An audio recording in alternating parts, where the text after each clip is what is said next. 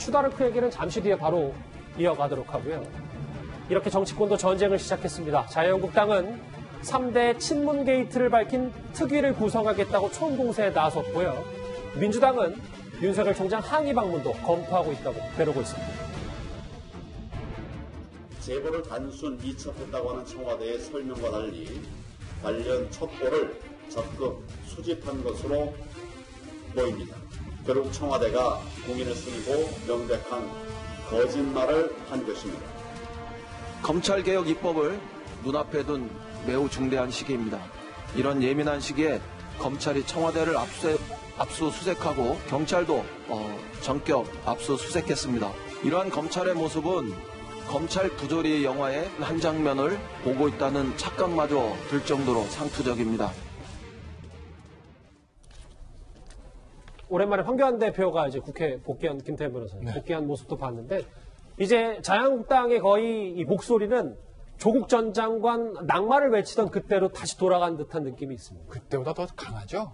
정치적인 파장은 더 커요. 법적인 측면. 왜냐하면 뭐 제가 몇 번 말씀드렸지만 조국 전 장관은요, 그 의혹들 다 사실로 드러나서 유죄 확정 판결 된다고 제가 가정하고 말씀드리면 개인 비리입니다.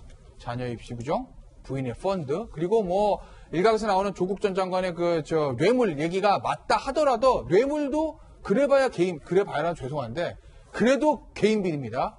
유재수 감찰 의혹이요.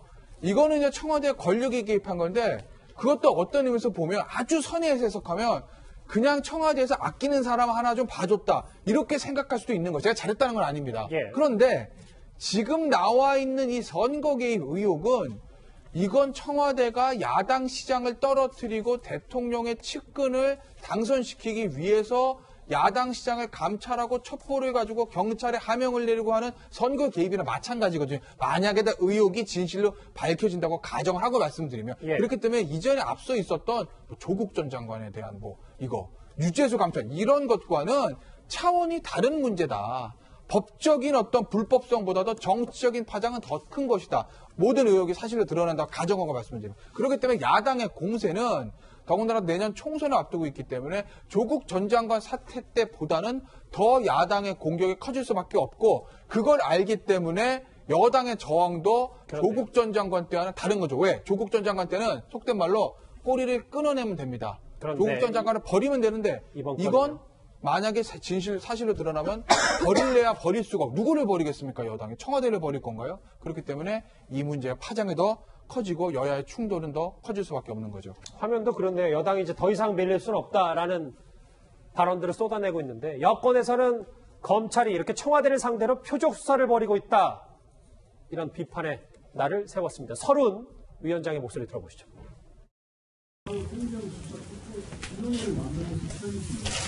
내일 2시쯤에 이모선 경찰차장과 강남일 차장을 두 분을 함께 불러가지고 왜 이렇게 차이가 나는지 사실이 뭔지를 파악해보는 시간을 갖도록 했습니다.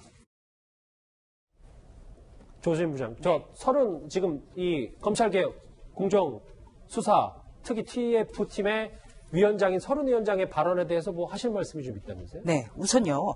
검찰 공정수사촉구위원회입니다. 위원회 이름이. 그러니까 한마디로 말해서 검찰 수사가 공정하지 않다라는 주장을 담고 있는 거예요. 서른 의원이 집권당에서 이런 위원회를 만든 건 처음일 것이다. 이렇게 얘기를 했는데 처음 맞습니다. 왜? 검찰 수사에 대해서 공정하게 수사라 촉구하는 것, 이 야당의 몫이었거든요. 그런데 여당에서 이런 위원회를 만들었어요. 정말 희한한 일이죠. 그리고 여당에서 인선이 조금 잘못됐다. 이렇게 좀 말씀을 드릴 수가 있습니다. 왜냐하면 서른 의원이 참 좋은 분이에요. 그런데 문제는 지난 2002년에 대통령 선거 직전에 한나라당 이회창 대선 후보의 20만 달러 수수서를 이야기를 했어요. 네. 그런데 이것이 완전히 다 혐의가 없다라는 것이 드러났거든요. 당시 재판부가 설훈 의원에 대해서 유죄 판결을 내리면서 판결문에 이렇게 적시를 했습니다. 당시에 유력한 한나라당 대선 후보에게 허위 사실을 이야기했기 때문에 활동에 큰 지장을 초래했다. 이렇게까지 이야기를 했어요. 어떻게 보면 이른바 없는 사실을 있는 것처럼 허위로, 나쁘게 말하면 공작정치, 이런 거에 어떻게 보면 다시는 있어서는 안 되는 그런 사건이었거든요. 그런 사건의 주역이 검찰의 공정수사 촉구를 한다. 이거는 참 여러 가지로 맞지 않는 것 같습니다. 알겠습니다. 자, 그럼 이 주제 얘기를 좀 해볼까요? 그리고 오늘 청와대는 어제 압수수색을 받은 지 하루 만에 카드 하나를 꺼내 들었습니다. 바로 추미애 법무부 장관 내정입니다.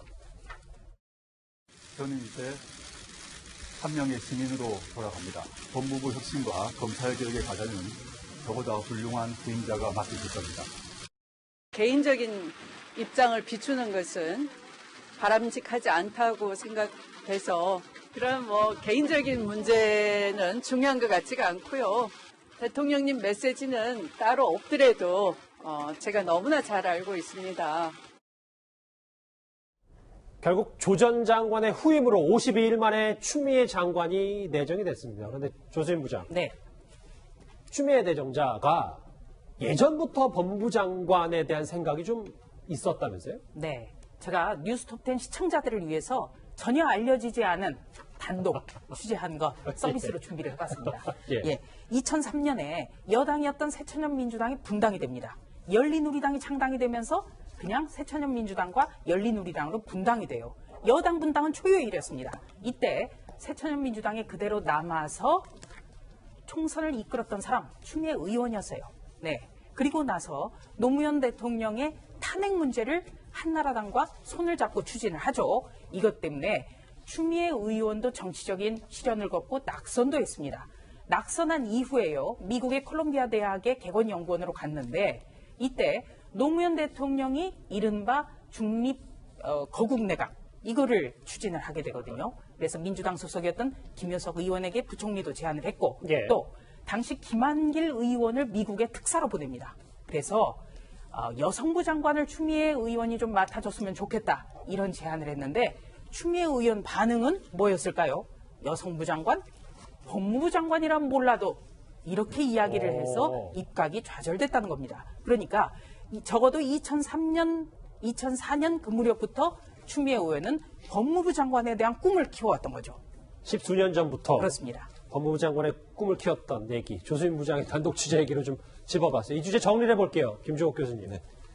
지금 검찰과 청와대가 지금 돌아올 수 없는 강을 건넜다라는 평가가 많아서 이 추미애 법무부 장관 내정자가 윤석열 장관, 윤석열 총장의 견제 카드가 될 수 있지 않냐. 이 부분에 오늘 많이 방점을 두더라고요. 네, 저는요.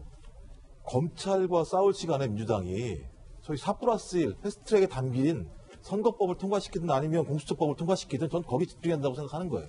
그리고 계속 얘기하는데 그런 공수처 같은 게 없는 상황인데 예를 들면 검찰이 수사를 개시하자마자 그게 정치 개입이다? 수사는 누가 하겠습니까? 좀 이해가 안 되는 거고요. 그래서 제 생각에는 대통령께서는 특별감찰관 임명하시고 국회에서는 검찰개혁이 중요하면 검찰개혁 법안 통과시키고 그동안 안 다음에 내년 4월에 총선에서 검증받으면 되는 거라는 생각이 들어요. 이게 어렵게 갈 필요가 전혀 없다는 생각이 들어요. 그 부분과 관련해서는요. 예. 그럼 검찰개혁 되는 거죠. 뭐.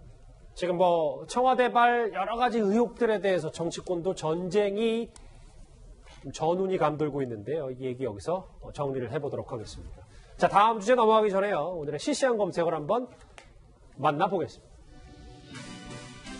오늘 집행유예가 1심에 선고된 강지환 씨.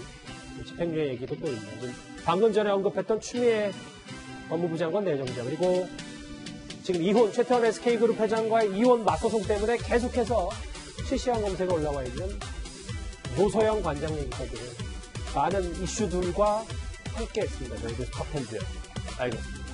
자, 지금부터 외교안보 소식으로 뉴스탑10 이어갑니다.